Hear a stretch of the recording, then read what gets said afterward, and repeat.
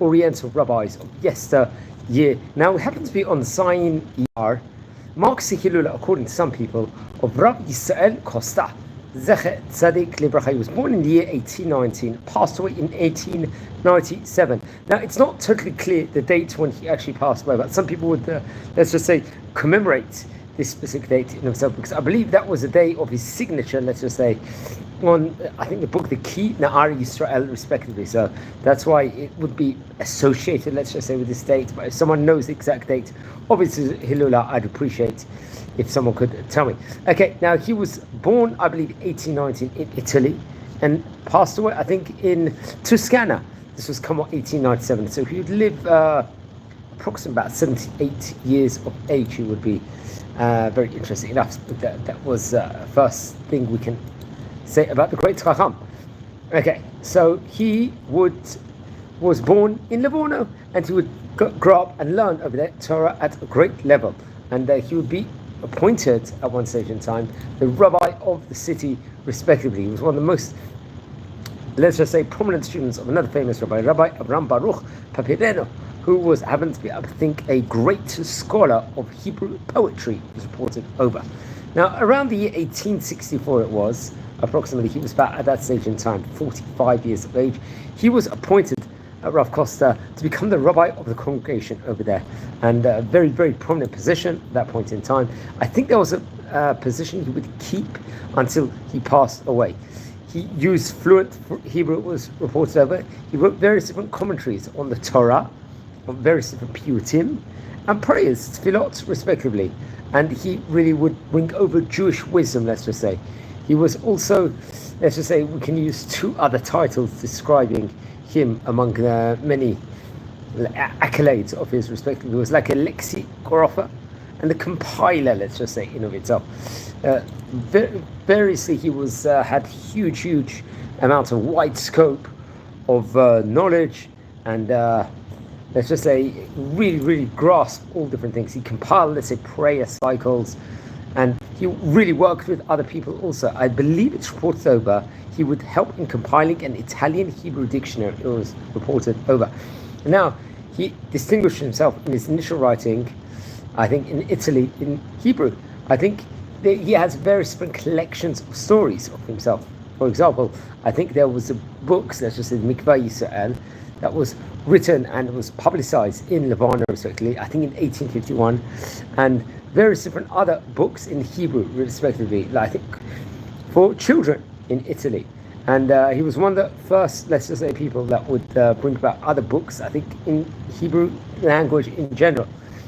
And you can see, like, there was a precedent within regards to that. I think many of his poems, which he composed, had pleasant study melodies, and people, especially the Jewish community in Italy, the young people, would sing them in Jewish schools pretty much until the Second World War. It was reported over.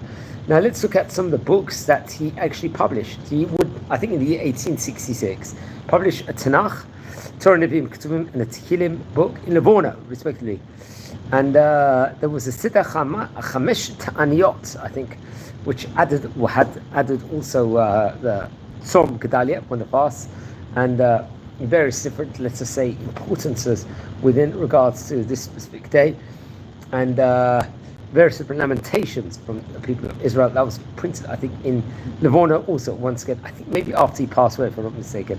Then there was another colossal work under the name, the Yadama Bechasocha, which was a Perush, let's just say, on the Sefer Magla Amikata. It was printed in Livorno in 1878. In 1853, we see the Yeshi Yisrael, which will, let's just say, composed of various different shirim, songs in Livorno. Ki Na'ar Yisrael, also once again based on songs, respectively.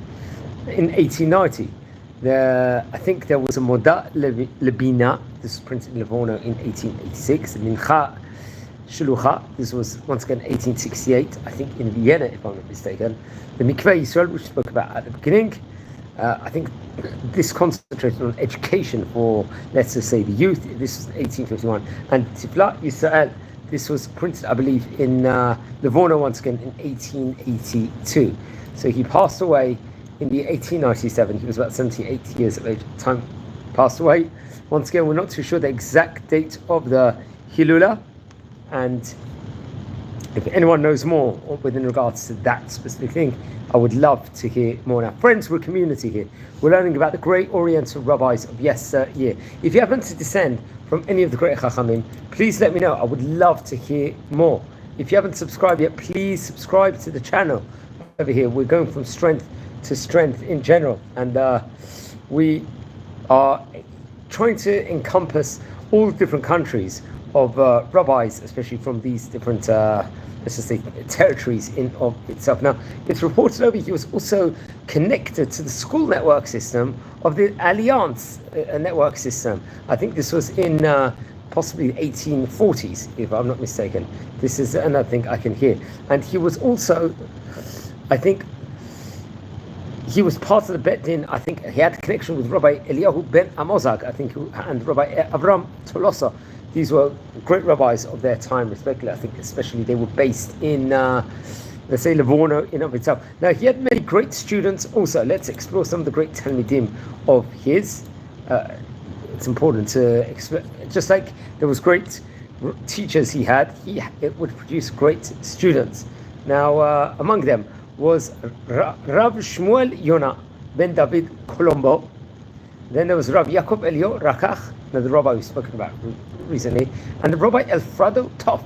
I believe maybe we spoke about one of his descendants became the chief rabbi of Rome, if I'm not mistaken, quite recently. We did a video on that, but I have to double check the lineage within regards to that specific, let's say, family tree, respectively, in of itself.